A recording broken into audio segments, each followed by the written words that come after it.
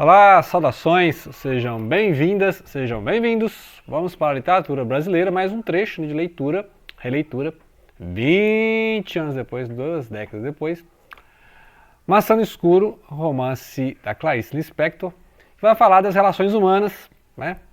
Tem uns trechos aqui que lembram muito uma aprendizagem ou os livros dos prazeres, que vai essa questão, por exemplo, da atração, né? Da aceitação, da paixão, então umas trechos assim. Mas basicamente a história, que é contada de dentro para fora, como a gente sabe que a Clarice faz, tanto que descrição de personagem ela faz ao longo da narrativa e tem a descrição do Martim, que é o protagonista, só lá na página 90. Né? Então você vê que a preocupação dela com a parte física é mínima. Né? Ela vai descrever então as sensações, as percepções das pessoas, os pensamentos, as lembranças, por que a pessoa está naquela situação, a situação em si. Né? Então a pessoa está lançada na situação. O que é isso? Existencialismo. Né? Você existe e depois você pensa no que você está fazendo ali. Né? Então as personagens são jogadas em situações e aí ela se percebe na situação, né?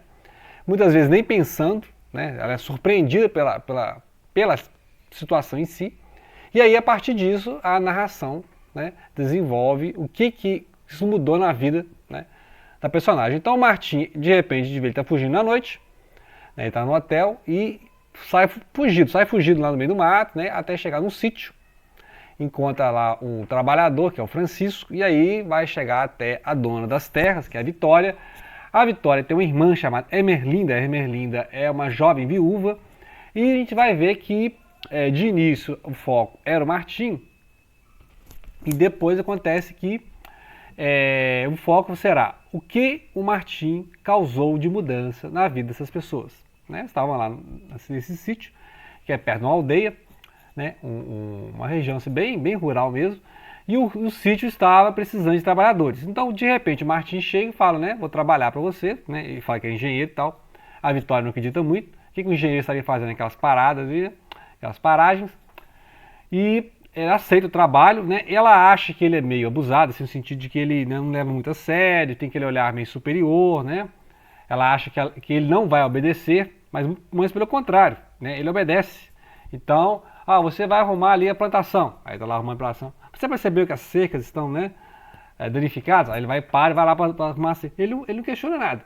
É uma pessoa resignada e eficiente. Né? E ela fica assim de cara, né? Como é que pode? Tá? Não é possível. Né?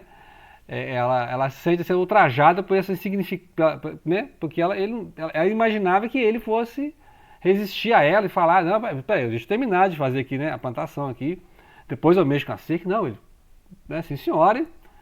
Aí ele tá mexendo lá na cerca, na plantação, você tem que limpar o curral. Aí ele para e vai lá limpar o curral. Então, assim, totalmente resignado e eficiente. E nisso o sítio até que prospera, né? Então, houve um momento de felicidade, prosperidade, né, de beleza, porque ele arrumou as plantações, né? Ele se mostra mais eficiente que o Francisco, que trabalha lá. E o Francisco já ficou enciumado, né? Porque ele já percebe que a patroa, né? Ele que também não leva, né? Assim, faz tudo que a patroa manda, mas não leva a patroa muito a sério, né? Até por esse orgulho masculino. Mas é tudo que a patroa manda, que ela é dona das terras, né? Outros trabalhadores já foram embora e deixaram o serviço pela metade. E a Vitória teme que o Martim faça a mesma coisa. Ou seja, começa um serviço, cansei, vai embora. Né? Então ela sempre fica essa ideia. Só que para o Martim o tempo está todo o tempo do mundo, né? A gente sabe que ele está fugindo, não sabemos que crime ele cometeu. Então, todo o tempo do mundo, né? E enquanto que aí, agora vamos ver a relação com a Emerlinda. A Emerlinda é aquela jovem viúva, né? Que tem aquele trabalho, né, enfadonho do campo. Não gosta de morar no campo, né? Tá ali por causa, né? Viúvou, tá? E tem então, várias discussões com a irmã sobre o marido, que a gente tem só, en passant. Não há uma descrição do marido né, o falecido, né? Da Emerlinda. E tem todo aquele desenvolvimento da paixão que tem lá no Aprendizagem ou os livros dos prazeres, da própria Clarice Lispector, que é como a Emerlinda se apaixona pelo Martim. Né? Então ela vai observando o homem, né? A eficiência do trabalho, ele sempre está consertando as coisas. Ela observa a distância, sempre aquele olhar feminino à distância, né? E ela vai percebendo assim que ela percebe que ela vai se interessando por ele, inclusive até um dia que ela encontra relações dos instrumentos lá do curral, né? Da oficina, com a letra do Martim. Então ela se depara com o manuscrito ali, a letra, né? Então ela percebe a letra, a eficiência ali, ó, né? E tem todo um trabalho. Ele foi lá nos currais, lá nos armazéns, lá contar todas as ferramentas que tem lá e tal. E aí, essa relação então das duas irmãs, ou seja, uma irmã que quer impor respeito sobre o estrangeiro ali, o estranho, né? E falar em estrangeiro, eu lembrei aqui, ó, tem uma cena, a Ermelinda observando aquela tarde de sol, o estrangeiro, ou seja, o Martim, semelhante ao estrangeiro do Albert Camus, que tem aquela cena do Matando Árabe, né? Que aqui é o seguinte, é uma gratuidade do acontecimento, né? Ela está ali no sol quente, ali, observando o trabalho alheio, né? A presença masculina, que é uma coisa, né? Deve ter uns peões de obra lá. E ela então percebe, né? E ele é diferente, um homem diferente. Então essa percepção, né, o momento, é tão gratuito como matar uma pessoa, como amar uma pessoa, né? Então lá no Camus, gratuitamente, o Meursault, né? O Meursault atira no árabe, né? Até comentei aqui esse livro do Albert Camus, que é um existencialista francês. E aqui a Clarice Lispector vai mostrar então que essa gratuidade do dia maravilhoso, da beleza, né, do ser feminino em relação ao masculino, desperta o amor. Então, ela não vai querer matar o Martim, ela vai querer amar o Martim do nada, né? Então ela mostra a gratuidade da paixão. De onde surge a paixão? Nem ela sabe, né? E as relações das duas irmãs, né, essas coisas no armário, essas coisas nas gavetas, esses amores perdidos e tal. Todas as relações de duas mulheres ali, num casarão, de fazenda, no interior, lembra o quê? Crônica da casa assassinada dos Cardoso, né? Então tem umas ideias assim, dessas conversas, esses assuntos incompletos, né, esses casos não explicados, essas coisas de família. Tudo isso tem lá a gente já leu, né? É um longo romance, né? Do Luz Cardoso, que é a crônica da casa assassinada. Então tem umas coisas que lembrei assim. Então você vai lendo nisso, lembra de outros, né? Então lembrei aqui do Estrangeiro, do Alberto Camus, lembrei desse livro do Luz Cardoso, né? E então, ou seja, você tem em vários momentos o Martim trabalhando, né? Tá lá trabalhando, arrumando cerca, arrumando plantação, arrumando curral, e ao mesmo tempo ele recebendo ordens da Vitória e percebendo os olhares da Ermelinda, né? Então a gente vai ver o que vai acontecer na parte 2, porque nós estamos tentando resumir, né? Esse é o enredo, mas aí tem que ver como é narrado, né? Como é narrado, por exemplo, esses atos gratuitos, essas resignações, por exemplo, o Martim tem um trabalho e ele se resigna a fazer. Então ele não indaga nada. Você vai lá contar as ferramentas lá no galpão. Ele vai lá e conta as ferramentas. Né? Ele vai lá, cumpre a ordem. Hoje você vai limpar o curral. Sim, senhora. Ele vai lá, né? Por mais que ele tenha nojo, por mais que ele, obviamente, desagrade você trabalhar no curral lá, ele chega lá no meio do gado e vai limpando, vai arrumando, né? De modo que é o momento da felicidade. E a Vitória se sente incomodada, porque agora tem alguém que obedece às ordens, tem alguém que completa os trabalhos, né? Ele está arrumando a seca, ele está arrumando o curral, está arrumando o galpão, está arrumando as ferramentas, né? E a Vitória se percebe, e assim, até quando vai durar isso, né? Quando você está feliz, você pensa, vou ser feliz até quando, né? Então ela se preocupa com o tempo que, olha, será que ele vai cumprir os trabalhos e aí ele vai embora? E ela pergunta, você vai ficar até quando aqui, né? Você pretende ficar? E ele não sabe, né? O Martim tem todo o tempo do mundo, ele está ali se escondendo, né? A gente não sabe o que ele fez, ele sabe que está esperando a polícia bater nela? Não se sabe, né, o que ele fez. Então, ele é um cara frio, resignado, eficiente. Pronto. E aí a Vitória fica preocupada, será que ela vai cumprir todas as tarefas antes de ir embora, né? E aí, para a Ermelinda, o tempo também está passando rápido, porque ela está se apaixonando por ele e como é que ela vai se aproximar e tal, né? E ela passa a se tratar bem, né? Lembrar que quando ele chegou no sítio, né? A Ermelinda estava ali morrendo de tédio, né? Não se cuidava, não cuidava das suas coisas e tal. Mas com a mudança, ou seja, a chegada do inesperado, que é esse estrangeiro, ela passou a se cuidar, né? Se perfumar, cuidar dos vestidos, cuidar das roupas. Então, e ela se percebe nisso, né? Por que eu passei a cuidar de mim, mas é por olhar do outro? Assim? Então ela percebe que ela existe em função do olhar masculino. Então a mulher existe em função do olhar masculino. Ou seja, se não tivesse chegado um homem e ela se interessasse por ele, ela continuaria naquela vida fandonha do campo lá, né, sem se cuidar e tal. Então, todas essas percepções e sentimentos são cadeias que os próprios personagens se percebem, né? Então as coisas vão acontecendo, né? Então um dia de verão, calor, ela vai comentando o calor, né? Chega para ele e fala, está muito quente, né? A forma de falar, a forma que o outro olha, né? Então tudo isso gera percepções, as percepções geram sentimentos, ou seja, ou você se enciuma, ou você se sente ofendido, ou você se apaixona, né? e muitas vezes tudo gratuito, né? Ela, se você perguntar para ela, por que você se apaixonou por esse estrangeiro, por esse cidadão, você nem sabe quem é, né? Esse cara chegou, esse peão chegou aí, se perguntasse, nem ela saberia, né? E se ela ficar perguntando, ela já deixa de amar, podemos dizer assim, né? Se você ficar perguntando, se ficar dissecando essa paixão, né? Então a paixão ela é um bloco, né? Se você ficar dissecando a paixão, ela acaba. E é isso que ela tem medo, né? Então ela aceita essa paixão pelo estranho. Que o interessante é o seguinte, olha, mesmo que ele não corresponda à paixão, já foi uma mudança na vida dela, né? Por mais que o Martim a ignore, porque o Martim não foi lá por casamento, né? Vamos dizer assim. O Martim está fugindo, arrumou um trabalho, está trabalhando, é um cara eficiente e tal.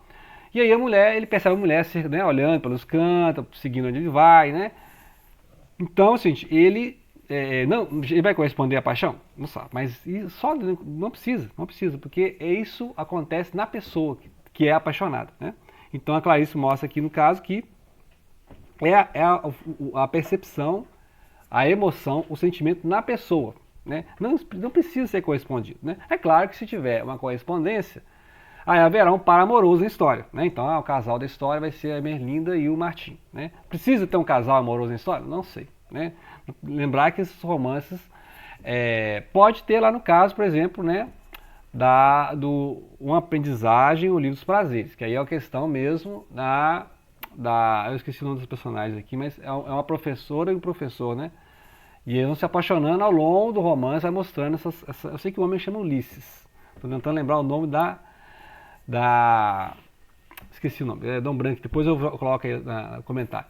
Então tem o professor Ulisses e tem uma mulher que é professora também, e ela vai se apaixonando aos poucos, e aí o livro vai mostrando o mecanismo disso, né? Será que tem um mecanismo disso, né? O mecanismo da aproximação. Aí o Martim, então, né? Só para completar essa parte, ele tem todo esse tempo do mundo e ele está fazendo as coisas para prolongar o tempo. Então manda ela arrumar o curral e fica lá uma semana arrumando o curral, né? Entendeu? Tem todo o tempo do mundo, vai lá, troca as telhas, troca o portão, muda, né? Limpa o chão, muda a comida do gado. Porque pra ele tá ali matando tempo mesmo. Então, ele, tipo assim, eu vou trabalhar aqui 15 dias e vou embora. Não, ele não fala quanto tempo ele fica lá, mas a questão aqui para ele não tem a passagem do tempo, né? E para a Emerlinda e a Vitória, fica contando o tempo para ver quanto tempo ele vai ficar ali, né? Ou seja, porque precisa que tenha os trabalhos concluídos, né? No caso da Vitória. E, no caso da Emerlinda, essas etapas do amor, como ela chama. Ou seja, né, ela não quer queimar as etapas. Né, ela não quer, outra coisa, ela não vai se entregar a ele assim do nada também. Né? Ela é a irmã da dona da fazenda. Né? Então ela fica observando, né, ela dá a entender a ele que tem interesse, mas ele, né, é um trabalhador. Então, interessante como é que era a vida pacata para todo mundo, né? Exceto o Martim que estava fugindo, e ele chega e muda todas aquelas coisas que as irmãs queriam dizer uma para a outra, começam a dizer uma para a outra, né? As irmãs começam a perceber mudança, né? Uma querendo implantar, manter a autoridade sobre o peão ali, e a outra querendo sinalizar que está apaixonada pelo peão, né? Pelo estrangeiro. Então é interessante isso aí, como é que as relações das irmãs, que já e aí eu falei, é aquela relação das mulheres lá no Crônica da Casa Assassinada dos Cardoso, né? E aí é o seguinte, a descrição do Martim só aparece na página 90, que ele vai falar, né? Porque toda a preocupação dela foi de mostrar as percepções dele, né? Desde a hora que ele fugiu na madrugada, até a hora que ele chegou na fazenda, né? Então vários blocos aqui é só a percepção dele, né? E depois que começa os diálogos das irmãs, e aí ela desloca o foco, né, para as irmãs, né? Então aí tem um bloco só a Vitória, um bloco só a Emerlinda, né? E aí aquelas perguntas que a gente faz aqui, né? Por que a Vitória tem essa necessidade de se impor sobre ele? Porque eu sou o dono da fazenda, né? Só isso, né? Por que quando ele só obedece sem discutir, ela se sente ultrajada? Ela queria ter uma resistência? Ela queria que ele resistisse a ela? Não vou fazer isso agora, vou fazer isso amanhã, né? E por que, né, a Emerlinda se sente atraída por ele? É porque ele é um homem especial, ele é mais bonito que os outros homens? Não, né? Ela pode ter achado bonito porque agora se interessou por ele, né? Mas ele não é um homem diferente, é um homem robusto, um homem trabalhador, né? Um homem tosco, podemos dizer assim, né? Assim, ele não vai discutir filosofia chinesa com ela, né? Vai lá bater estaca, vai lá bater martelo, né? Então, vai lá limpar curral, então ela só vê ele trabalhando, né? Não tem nada romântico acontecendo, né? Não tem uma noite de luar, vai tocar uma viola, igual a novela a gente vê, né? a noite de luar vai tocar. Não, é o homem trabalhando, é um homem sendo homem, né? Trabalhando ali. Então, por que ela se sente atraída? Né? Então, essas questões é que vão ser desenvolvidas no livro. E a gente vai aprendendo com as personagens, que elas vão vivendo e aprendendo, né? Então a gente vai lendo e, então é por isso que nem elas entendem, né? Então, muitas vezes a vida vai acontecendo e você para entender a vida. Mas a vida acontece, a vida não fica esperando você entender, não, né? Então é basicamente isso que o livro mostra, né? A maçã no escuro. Então vamos ver, né? Vamos lendo, porque o mais gostoso é ler, né? Assim, resumir o enredo não tem graça nenhuma, né? Porque fica parecendo coisa de vestibular, ok? Então fique a dica, aguardem mais vídeos. Não deixem de compartilhar.